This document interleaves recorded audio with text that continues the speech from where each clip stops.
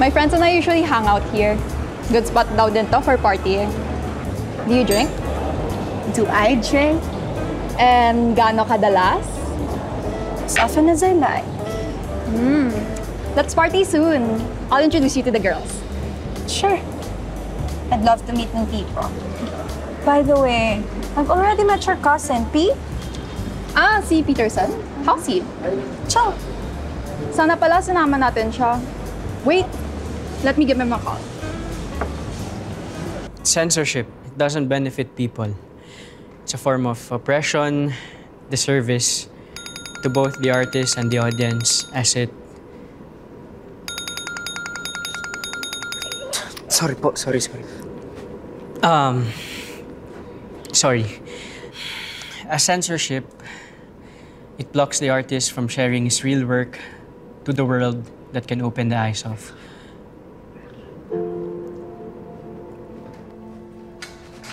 Bakit Kela? Busy ka ba? Eto, nagbabanday kay Andrew. Bakit? Ah, kasama ko si Iris.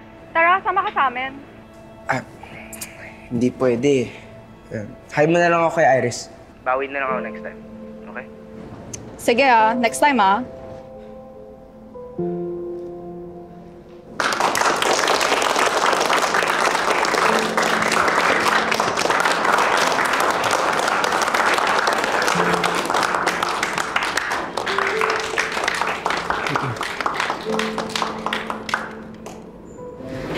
By the way, pupunta ka ba sa event para sa papa ko?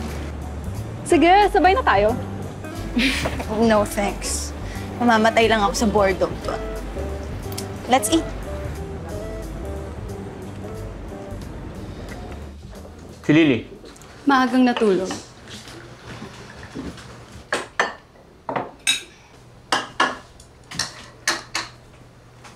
Teka, sasabay ka ba talaga sa amin kumain?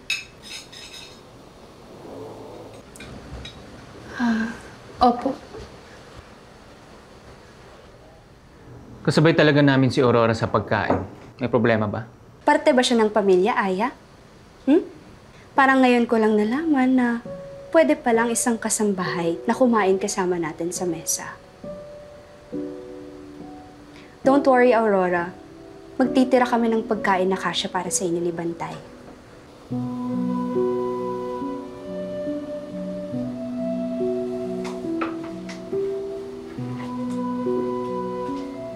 Ayoko sa babaeng yun.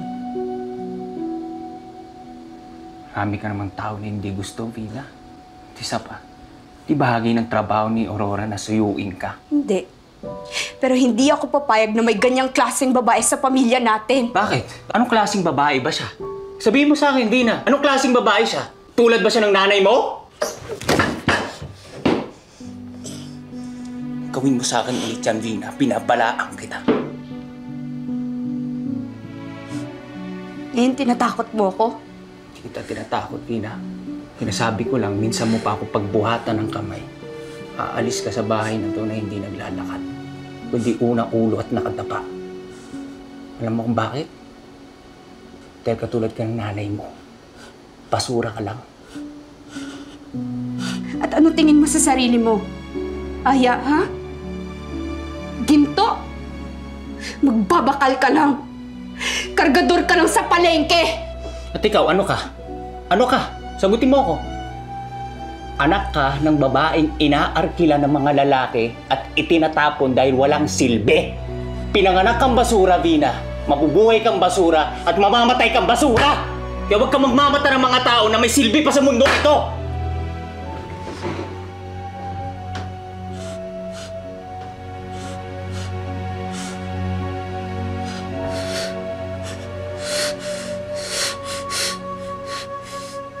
Bakit ganyan ang kapatid mo? Huwag mo nang intindihin yun. Parang hindi na nakakabuti na manatili ako dito. Kailangan kita dito. Kailangan ka namin ni Lily. Wala akong lugar sa bahay na ito. Hindi ako parte ng pamilya mo.